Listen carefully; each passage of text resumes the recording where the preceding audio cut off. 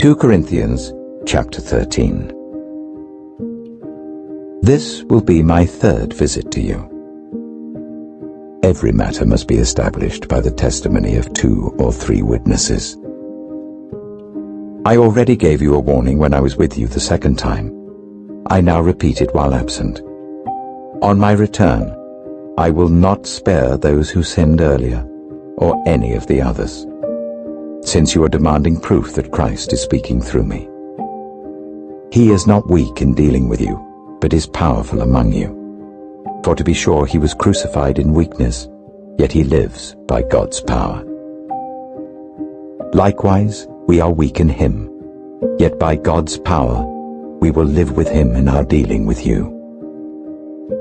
Examine yourselves to see whether you are in the faith. Test yourselves.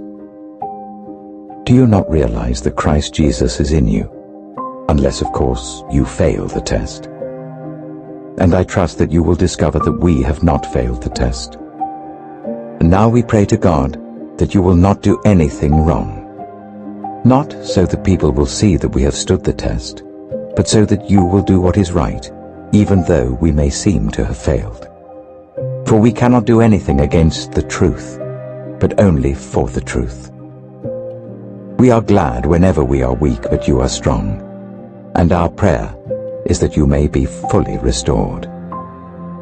This is why I write these things when I am absent, that when I come I may not have to be harsh in my use of authority, the authority the Lord gave me for building you up, not for tearing you down.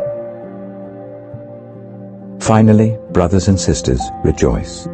Strive for full restoration. Encourage one another. Be of one mind. Live in peace. And the God of love and peace will be with you. Greet one another with a holy kiss. All God's people here send their greetings. May the grace of the Lord Jesus Christ, and the love of God, and the fellowship of the Holy Spirit be with you all.